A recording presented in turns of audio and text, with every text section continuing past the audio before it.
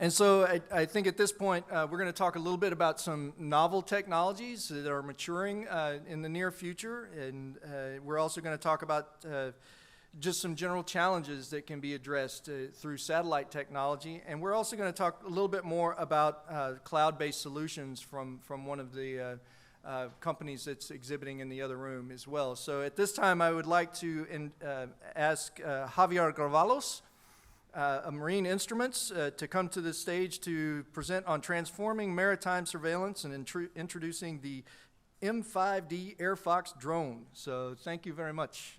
Welcome to the stage.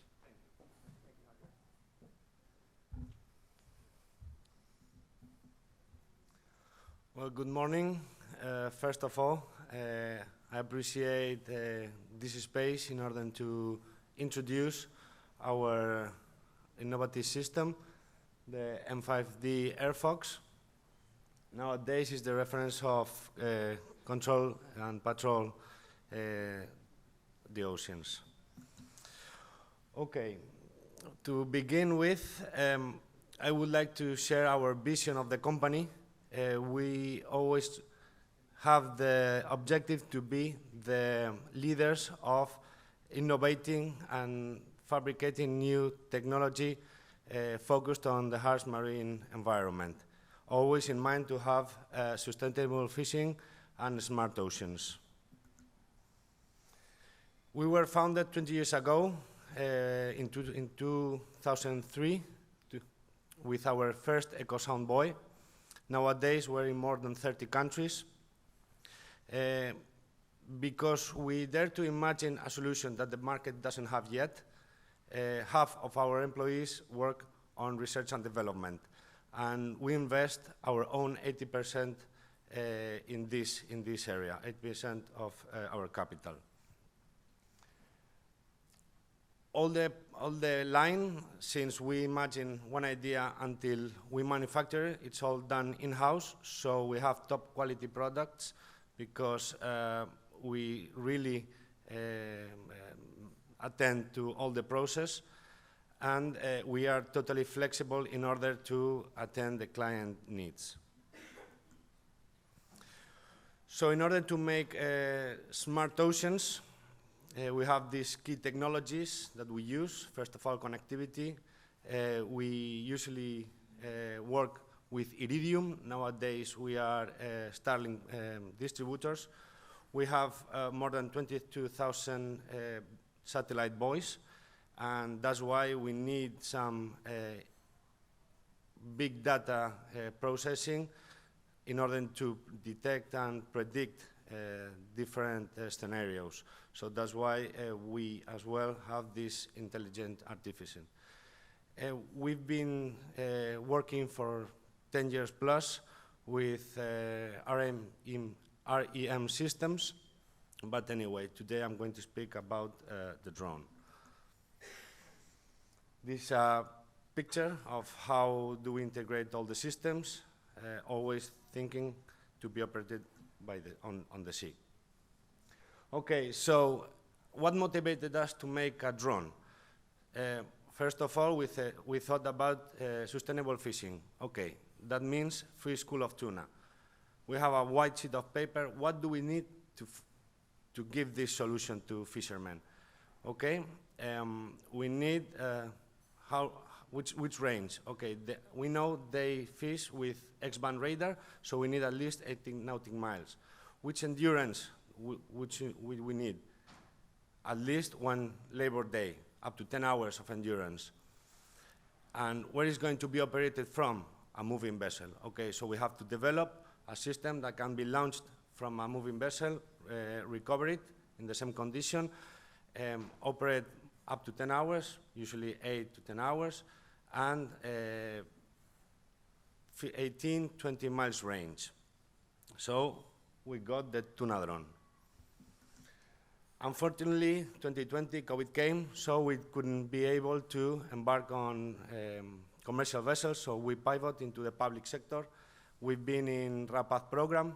It's a military technology program in Spain to make civilian technology into dual technology.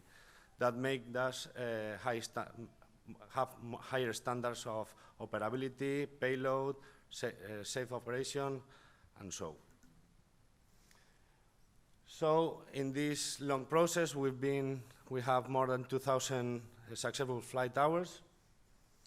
As I said, we improved the payload from a fishing focus to a military focus, and all the safety and airworthiness topics.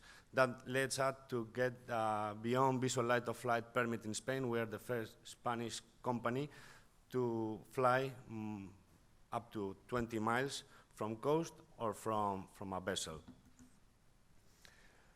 So what are the key advantages of having a drone? Well, you would imagine we have a control, silent tool.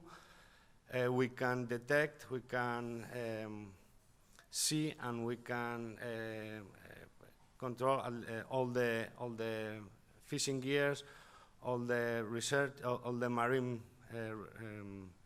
places, and so. So nowadays we have 3 vessels, 3 naval vessels of our Navy integrated with our system, and we have a service contract for our Ministry of Agriculture, in which we put all the equipment necessary all over the 8,000 kilometers of coast under their mandate.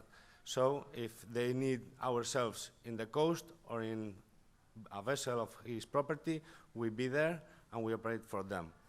It's a silent zero emission footprint system, so it's indetectable. This usually is done by helicopters or aeroplanes, so everybody knows when they're going to take off and land, so they can be aware. With this system, it's barely impossible, at least very difficult. So I'm going to put you a video in which you can see the operating way we do it with the Spanish Ministry of Fishery.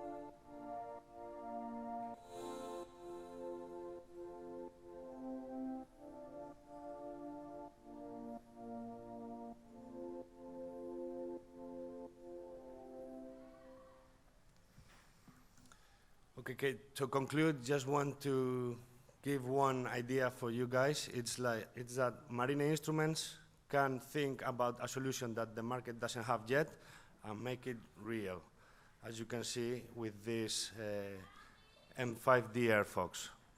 Thank you very much.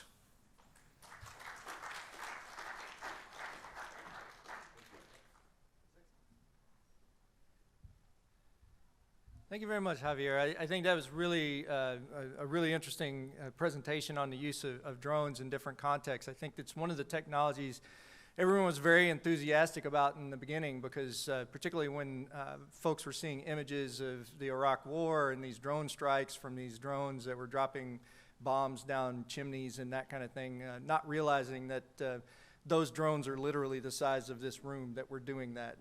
And so I think expectations have changed over time as to what is capable in terms of drone technology. But we've seen it evolve very rapidly, and we've seen it advance in ways that it has more payload capacity now, much greater range. Battery technologies has made a huge difference in drone technology. And I think that's one thing to keep in mind when we think about these technologies. It's not just the individual technology itself, it's all the component technologies that go into building those technologies, whether it's the chips that go into it that provide the software or the battery technology or whatever it might be.